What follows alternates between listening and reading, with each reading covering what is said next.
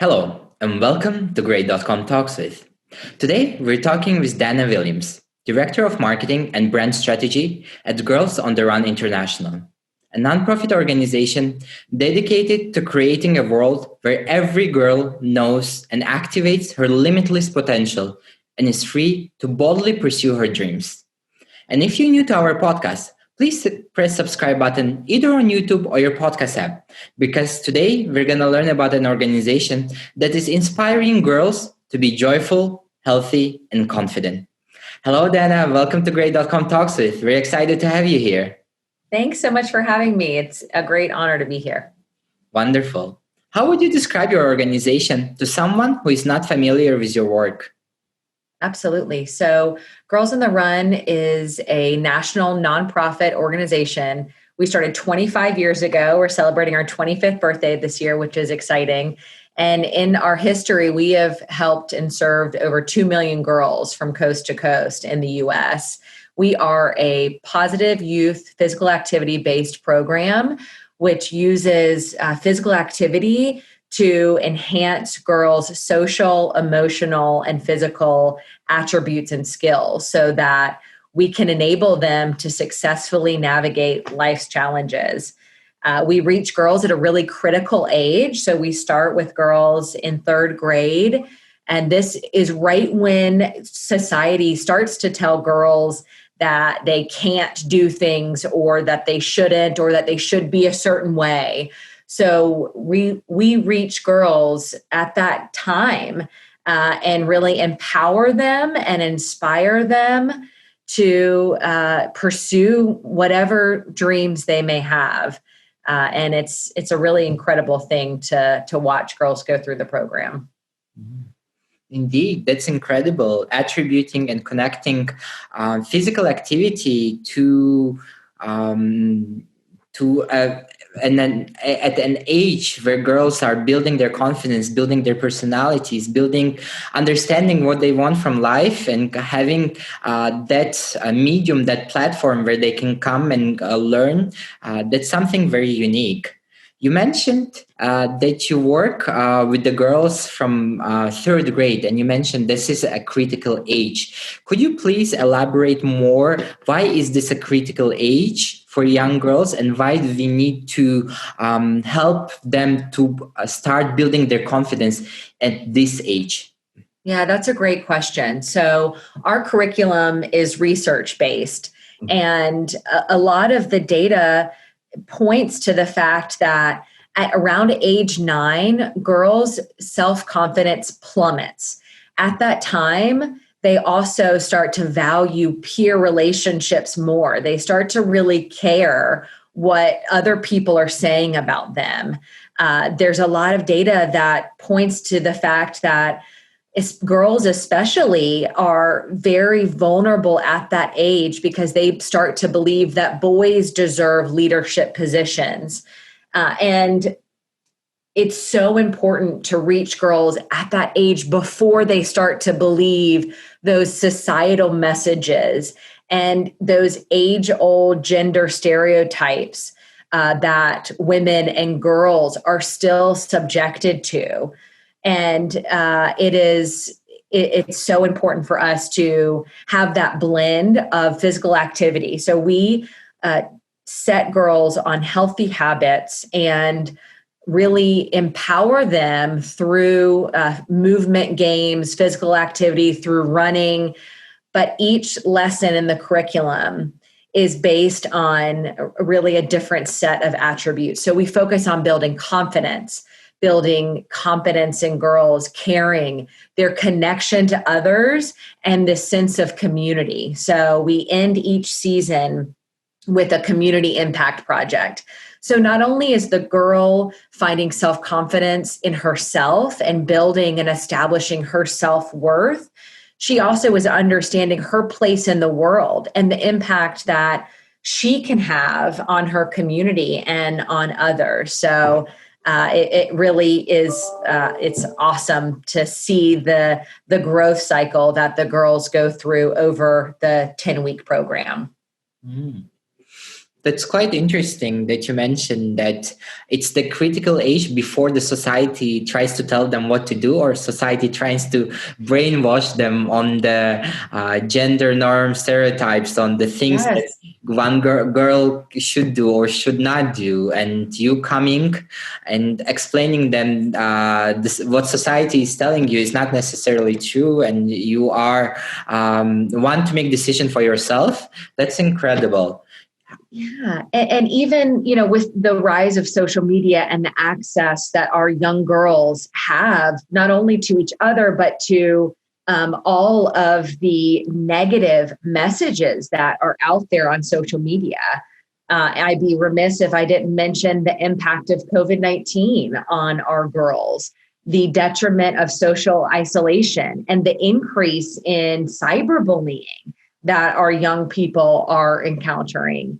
So I'm so proud of the organization that we have been able to maintain programming throughout the pandemic, and we have still been able to reach girls and provide this safe space, an inclusive place where girls are really taught, or taught is not the right word, because we believe that everything that girls have and they need to succeed is already within them. So we unleash this power with it that's already there, but not only to value their self-worth, but to understand what makes them different is what makes them beautiful, and what makes their peers different is what makes their peers beautiful too. So inclusivity and connection and diversity, a celebration of diversity, are all really core to our program. And it's something that I truly believe is needed now more than ever. Wow. So every girl has a layer, and every person has a layer, but it's important to uncover each layer and understand that I have this potential, I have this skill, and also understand that the other person is the same. So we can support that peer, or that neighbor of the same age, or that classmate of the same age. It's something very essential. You mentioned that your program helps girls with the building self-confidence. You mentioned about several issues that the girls face, including cyberbullying. Could you please explain in detail how does your curriculum work, and how do you exactly teach girls to be more, not teach, empower girls to be more confident? Yeah, that's a great question. Thank you.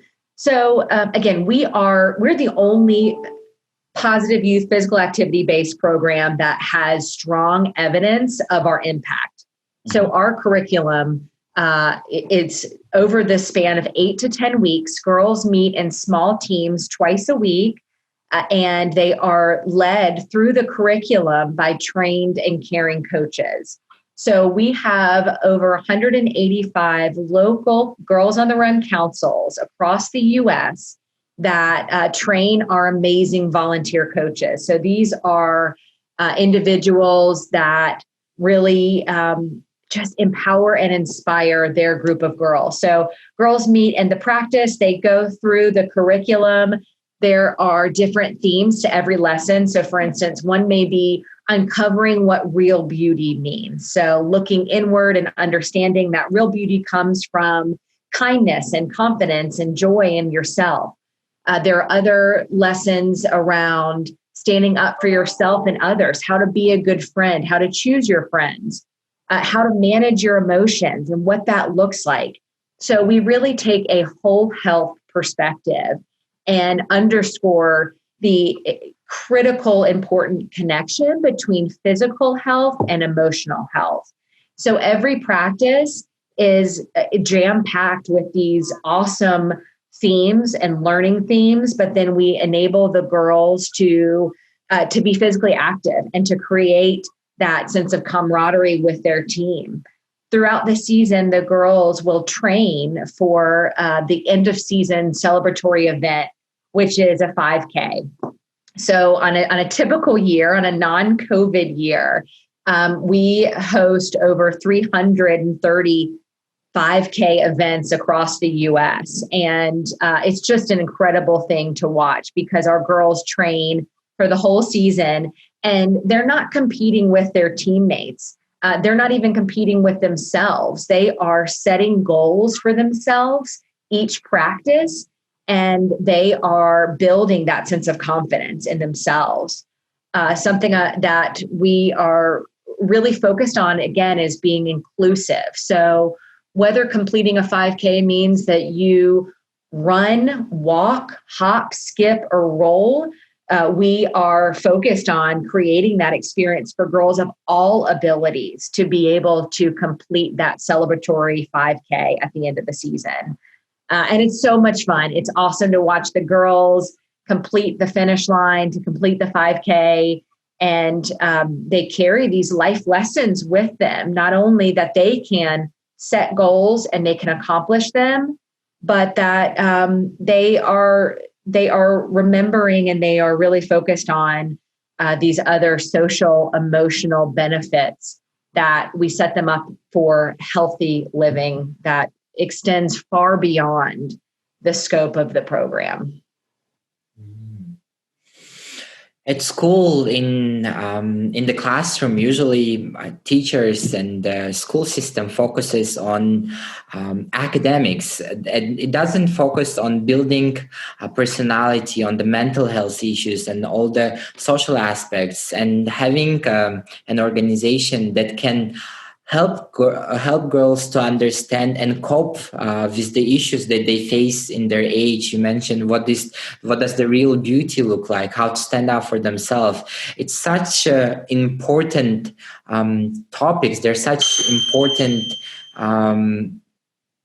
attributes to personality that can determine the future of those girls. And you being there is incredible, and providing a helping hand, and providing also inspiration, motivation for those girls to go up and conquer things is wonderful. You mentioned that the uniqueness of your program is it's mainly because it's based on physical activity. Can you please explain why you have chosen physical activity, and how is it beneficial for girls to build a healthier and more confident lifestyle? Yeah, that's a great question. And we've had we dig into a lot of research around, what makes us unique, and why is Girls on the Run, the program, really more impactful and more important than organized sports. And it really is that combination, not only of physical activity, but of the social, emotional learning and the life skills that we impart through. So it's the combination of both. The reason why we focus in on running, for instance, and other movement games is because that's the most accessible. You don't need equipment. You don't need to purchase anything. We are really focused on making sure that any girl that wants to participate, regardless of her financial status, is able to do so through our program. And it is that sense of accomplishment, goal setting, and this appreciation for healthy living that is critical to the whole health. So we focus on the entire girl. We focus on physical activity, yes, but we also focus on the mind and social aspects, how to set her up for success, to deal with the hard situations. And we look at those hard situations, again, across the board, and knowing that no two girls have the same life experiences.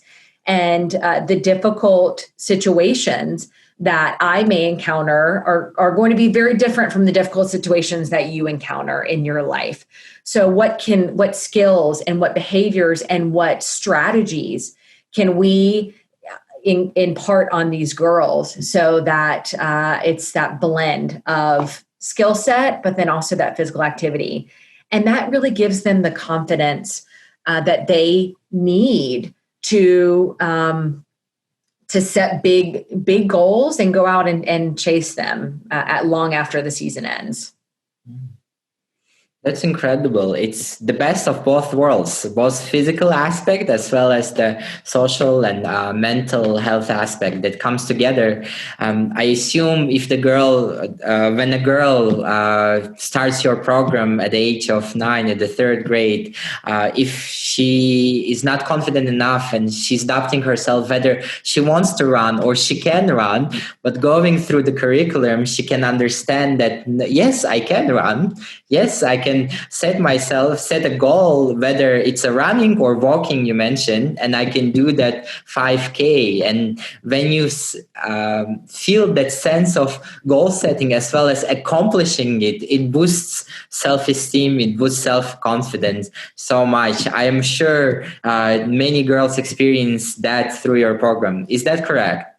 Absolutely. And it is just amazing to see that individual growth, but then also that sense of teamwork and how the girls empower each other and encourage each other and the just overall connection that they feel. So not only while they're training for the 5K, but while they're planning their community impact project. So it's something really special because we, as coaches, we give girls, they get to design whatever community project they want to do. So we teach them about what it means to give back and why that's important and what that sense of personal responsibility that they have in their community, that they can make a difference.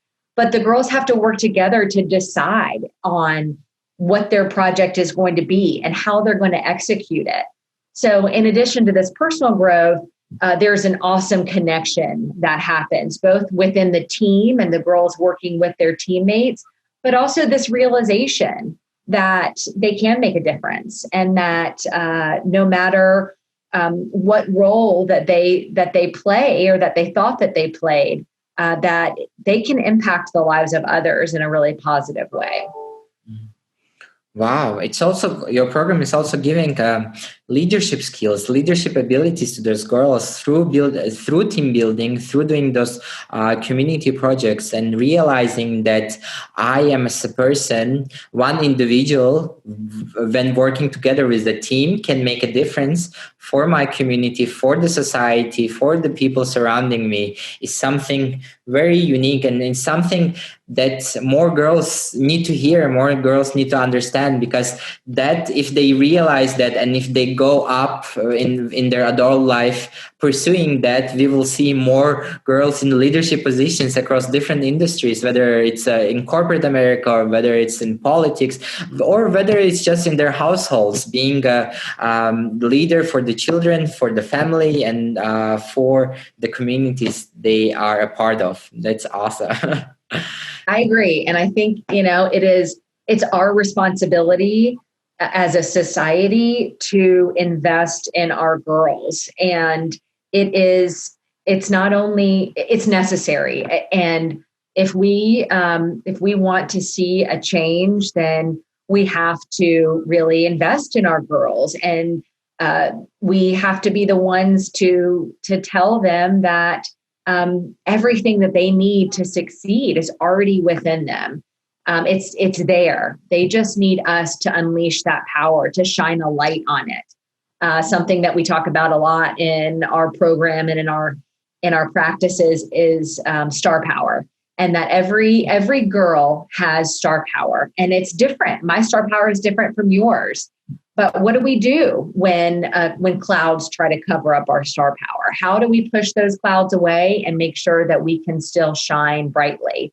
And I love that. I think about that a lot. And I wish that I had girls in the run when I was growing up. I'm aging myself now, but I didn't have it growing up. And I often think about, and something that we ask our volunteers and ask our partners a lot is, what would you tell yourself as an 8-year-old girl? What would you tell yourself that you would do differently?